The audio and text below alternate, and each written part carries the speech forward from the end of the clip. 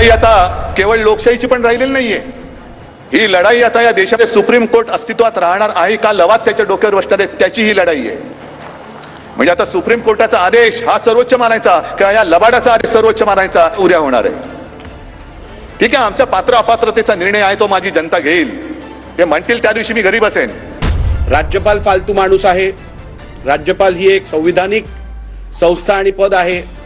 त्यांच्याबद्दल असे उद्गार वापरले गेले. सुप्रीम कोर्ट यांच्याबद्दलही टेंबू असा शब्द वापरण्यात आला. अध्यक्षांचं तर प्रेम दिसूनच आलं किती आहे अध्यक्षांविषयी.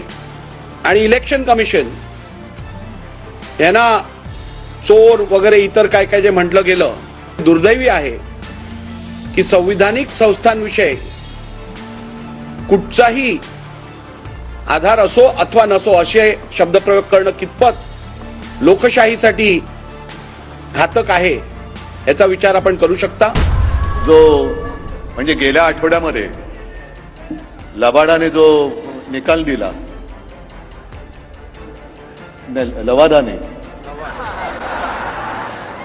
लबाडाने नाही लवादाने जो निकाल दिला त्याच्या विरुद्ध सुप्रीम कोर्टात गेलेलो आहोत.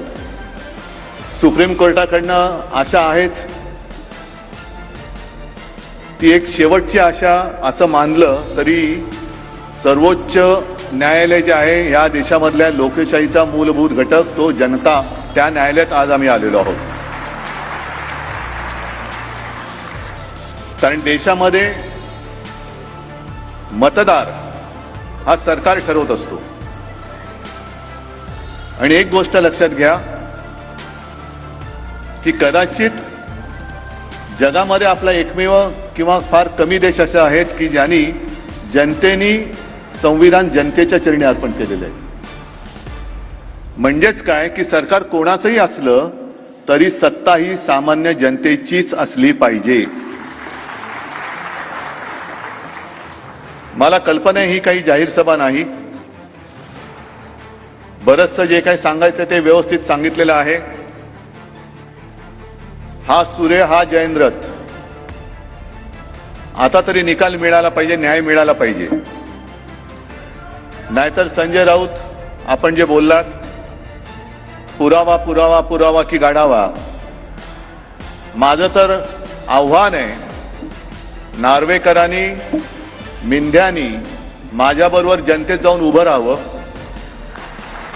पोलीस प्रोटेक्शन नाही, मी एक सुद्धा पोलीस घेणार नाही सोबत. तसंच मिंध्यानी यावं, नार्वेकरांनी यावं आणि तिथे नार्वेकरांनी सांगावं शिवसेना कोणाची.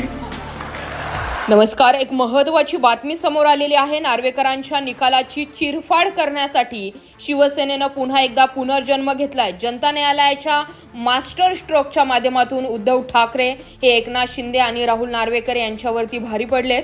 राहुल नार्वेकर यांच्या निकालाची जाहीर चिरफाड शिवसेनेच्या जनता न्यायालयात झाली. ही चिरफाड करताना आक्रमक शिवसेनेचा पुनर्जन्म झाल्याचं चित्र आहे. यापूर्वी अनेक बंडांनंतर आक्रमक शिवसेना समोर आली होती. शिंदेच्या बंडात ही आक्रमक शिवसेना दिसली नाही. कुठे गेली असा प्रश्न होता. शिवसेनेनं आक्रमकतेबरोबर अचूक टायमिंग सुद्धा साधलंय. ही आक्रमकता वकिली भाषेत समजावून सांगण्यात शिवसेनेच्या वकिलांना यश आल्याचं दिसतंय. राजकीय लोकशाही जनतेच्या न्यायालयातील निकाल हाच सर्वोच्च असतो. त्याचा योग्य वापर शिवसेना थिंक टँकनं केल्याचं चित्र आहे.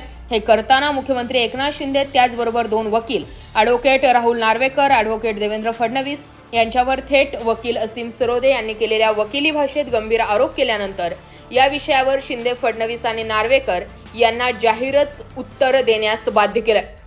अयोध्येतील राम मंदिराचे उद्घाटनाचे देशभरात वातावरण आहे आणि अशामध्येच अचूक टायमिंगचा मास्टर स्ट्रोक जो आहे तो ठाकरेंनी मारलाय आणि त्यामुळेच आता मुख्यमंत्र्यांना काय करावं हेही समजत नाहीये.